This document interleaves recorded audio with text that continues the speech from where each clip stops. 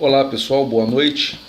Mais uma vez estou aqui com a nossa segunda videoaula a respeito dos acontecimentos dos últimos dias, acontecimentos proféticos, né? O que há de acontecer é o que a teologia chama de escatologia. Pois bem, na primeira videoaula nós falamos sobre o princípio de dores. Agora nós vamos enfatizar o arrebatamento. Antes de mais nada, eu gostaria de dizer-lhes que há pouquíssimas passagens bíblicas que falam a respeito do assunto em si, o arrebatamento. Porque o Antigo Testamento, ele enfatiza muito, tanto na Torá, a Torá são as leis, que na sua Bíblia é o seu Pentateuco, Gênesis, Êxodo, Levíticos, Números e Deuteronômios. Esses 5 livros que concluem o Pentateuco da sua Bíblia, eles são a Torá. E a Taná, que são os demais livros históricos, proféticos, enfim, os demais livros da Septuaginta, esses demais livros da Septuaginta, em si, são um estudo, por que não dizer mais apurado, da Taná que vem depois da Torá. Assim como os Yehudins têm um estudo mais apurado desses livros também, tá? Assim como eles têm também um estudo apurado do Novo Testamento, que é a Brit Hadashah. A Brit Hadashah é um estudo apurado do Novo Testamento para os Yehudins que assim creem. Enfim, então, nos livros antigos, que são a Torá e a Taná, que são o seu Pentateuco e os seus demais livros da Septuaginta, nesses livros fica enfatizado a promessa do Eterno. Qual é a promessa do Eterno para o homem? Ressurreição dos mortos. Que fique bem claro isso. Tá? E isso esclarece até algumas questões teológicas que confunde muito, que a religião usa para confundir muito, para tentar explicar e termina confundindo, na verdade, a mente daqueles que não buscaram, não tiveram ainda uma visão do eterno a respeito do assunto, que eu vou passar para você aqui agora. Estarei mais uma vez aqui te revelando coisas grandes e ocultas que tu ainda não sabes. Então presta atenção. Presta atenção. Existem 2 visões teológicas a respeito do homem. Uma visão é a dicotomista e a outra é a tricotomista. A visão dicotomista diz que o homem é constituído de corpo e alma. A visão tricotomista diz que o homem é constituído de corpo, alma e espírito. A verdade é que a visão correta é a visão dicotomista. Por quê? Vou te explicar. A visão tricotomista é uma visão confusa que vem de estudos espíritas muito antigos, mesmo antes da religião espírita já existia essa visão, tá?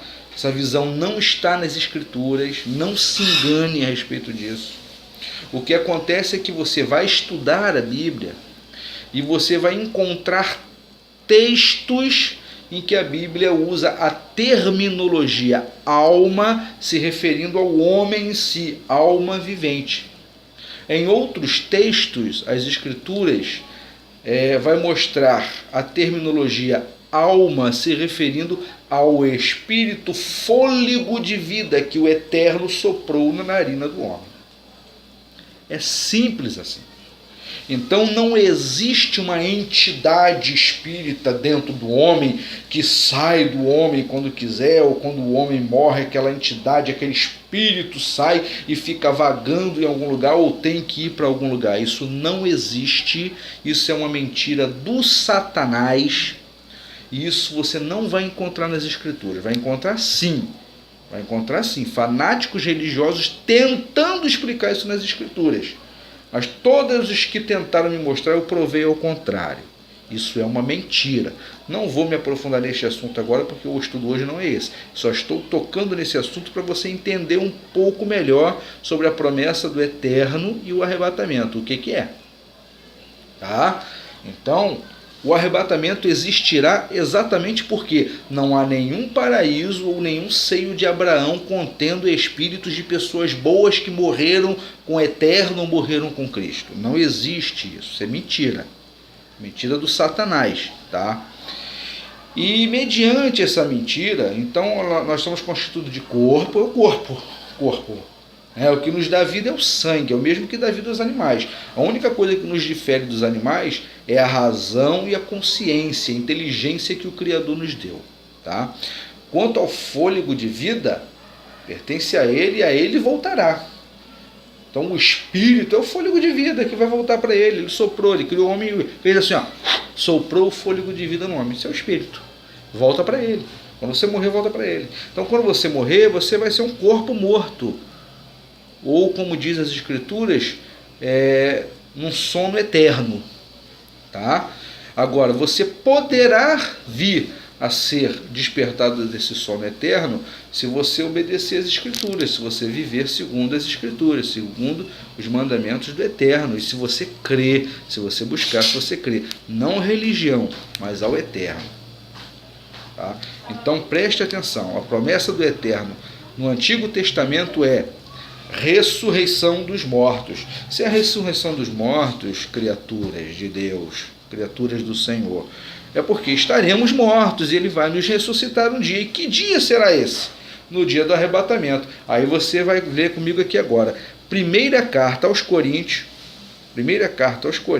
capítulo 15, versículos 51 e 52, tá? 1 aos Coríntios, capítulo 15, versículos 51 e 52, que diz assim: Eis que eu vos digo um segredo sagrado. Nem todos adormeceremos na morte, mas todos seremos mudados. Todos, que ele diz, não é todos os viventes não, todos aqueles que creem no eterno, que vivem segundo as escrituras e que amam o Criador, tá? Então vamos lá. Mas todos seremos mudados. Versículo 52. Num momento, num piscar de olhos, durante a última trombeta. Olha quando acontecerá a última trombeta, gente. Olha só. Olha quando acontecerá o arrebatamento. Presta atenção, tá? O arrebatamento acontece durante a última trombeta. 1 aos Coríntios, capítulo 15, versículo 52. Então não se deixe enganar, não deixe o diabo colocar na sua cabeça essa ideia de arrebatamento pré-tribulacionista, que o crente no eterno não passará pela tribulação. Isso é mentira. As escrituras mostram claramente que todos passaremos pela tribulação se estivermos vivos, tá? Porque o arrebatamento só acontece durante o soar da última trombeta. Então não vai ter arrebatamento nenhum agora. Isso é mentira do diabo, tá? Está escrito aqui. Então, num momento, num piscar de olhos, durante a última trombeta, pois a trombeta soará, e os mortos serão levantados incorruptíveis, e nós seremos mudados. Agora vamos lá, em 1 aos Tessalonicenses, na primeira carta aos Tessalonicenses, no capítulo 4, deixa eu lembrar aqui os versículos, assim, versículos 16 e 17, que diz assim: Porque o próprio Senhor descerá do céu com uma chamada dominante, com voz de arcanjo e com a trombeta do Eterno. E os que estão mortos em união com Cristo se levantarão primeiro. É o Machia, tá? Eu só li como está aqui. União com Machia, se levantarão primeiro. Versículo 17. Depois nós, os viventes que sobreviveremos a quê? A tribulação. Aqueles que sobreviverem à tribulação, né? Sobreviveremos, seremos juntamente com ele arrebatados em nuvens, para encontrar com o Senhor no ar, e assim estaremos para sempre com ele. Então não se deixe enganar pelas mentiras de Satanás, por essa mentira dessa doutrina de arrebatamento pré-tribulacionista. Isso é do diabo, não está nas escrituras. Todos passaremos pela tribulação, essa é que é a verdade. E durante o soar da última trombeta, no finalzinho da tribulação, aí sim seremos arrebatados. Mas antes disso ele vai arrebatar os mortos, vai ressuscitar os mortos. Depois que ele ressuscitar os mortos, aí sim, ele nos arrebatará, aqueles que estivermos vivos. Eu não acredito que eu vou estar vivo, porque existe uma cronologia para isso. E essa cronologia me mostra, aí vou entrar num outro estudo depois com vocês, essa cronologia nos mostra que ainda faltam quase 300 anos para os acontecimentos das últimas horas do 6º dia profetizado por Daniel, para que assim venha o dia do descanso do Senhor, que é o 7º dia, que é o milênio de paz na terra. Então ainda faltam quase 300 anos para se concluir todos esses acontecimentos.